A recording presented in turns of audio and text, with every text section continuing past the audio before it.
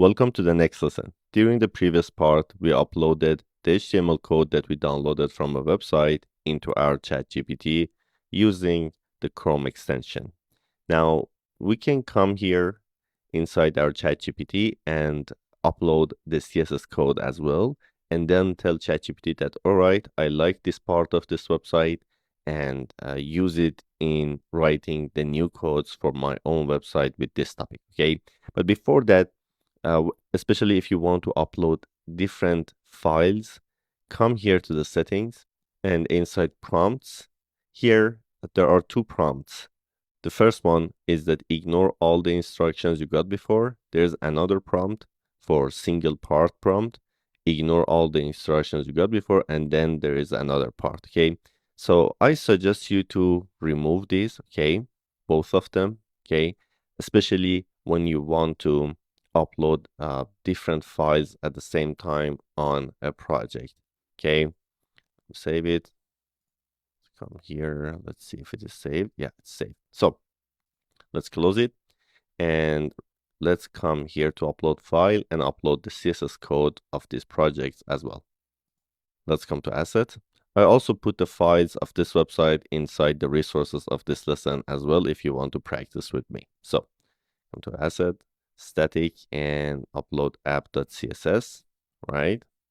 So this is a little bit smaller. It divided this file into 3 parts, okay? So right till now, we have uploaded a big HTML code, right? With another CSS file, okay? It's answering for the second part of this code.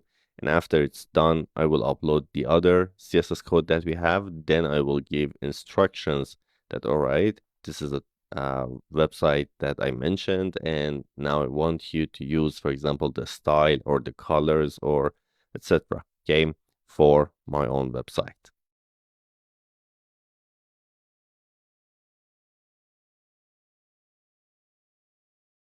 Right, the upload of the first file is done. Let's come here and upload index.css as well. Okay, this one was much smaller. In one try, it was uploaded. So let's wait for ChatGPT to finish, and then we will provide more instructions on what ChatGPT has to do with all these 3 files that we just uploaded.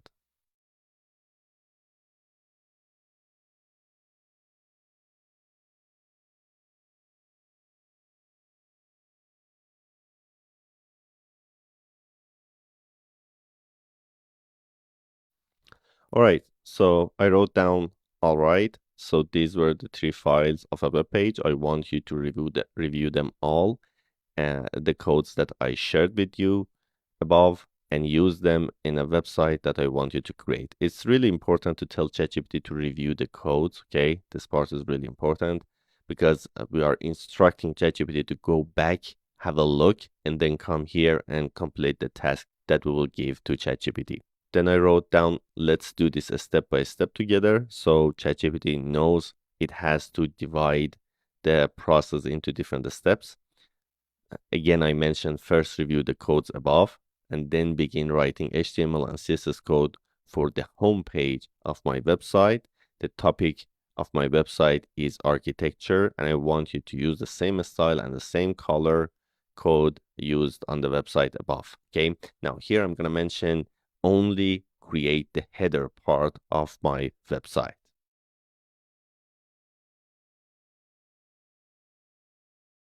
Next, I mentioned, as I said, I want us to do this step by step. So for the first step, after you review the codes, write the HTML code of the header of my website with its related CSS codes. Okay, so 3 times I reminded ChatGPT to review the codes. Okay, this is really important.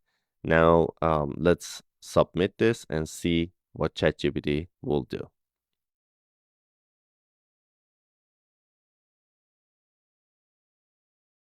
As you can see, it is taking longer time to write the HTML codes, right?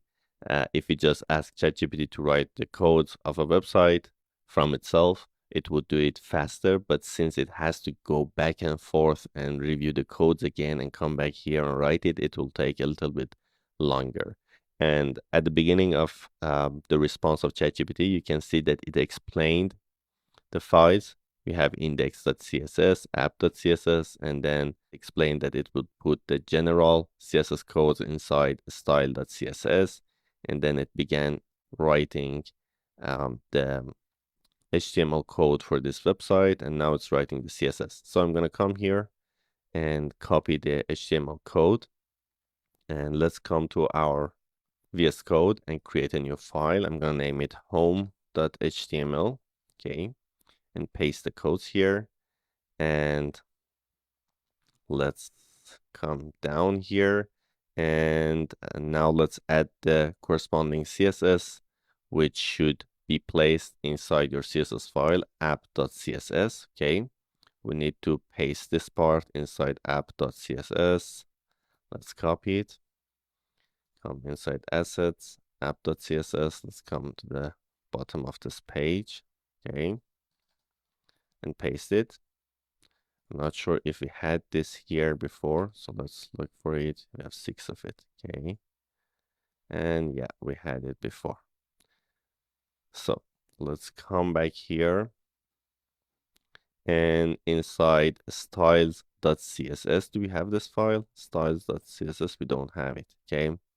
We must have this file, so we need to create it somewhere here. Let's look at home and see where style.css should be. Styles.css, all of them are here in the same folder. You can see there are not any additional folder here in the address. So we need to create a file here called style.css. Let's bring app.css here as well, and index.css as well, okay. So we can remove the asset folder.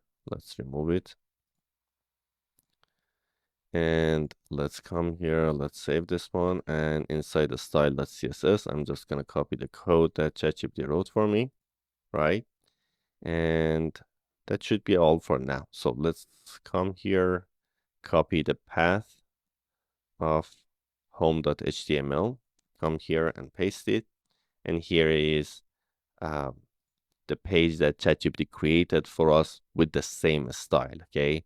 It's not exactly similar as this website, okay, but it used the same style, okay. Now we can tell ChatGPT, instead of, for example, home, create an SVG icon of a home, okay. Or here you can see the sign in button is using the same style that we have. For example, if we hover our mouse on something, you can see here, if we hover the mouse here, it gets green. We have a separator like this. It used the same structure, okay? So this way you can use the content of a website, the style or the design of a website, and import it on your own website. You can tell ChatGPT that, all right, I want exactly the same codes for the header of this website and put it on my own website, okay? ChatGPT can do that as well, right?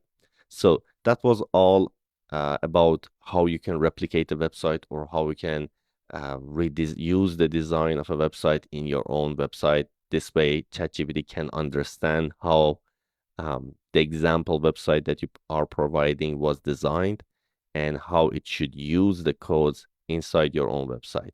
All right. So that was all about this lesson. If you have any question, write it down for me. If not, I will see you in the next lesson.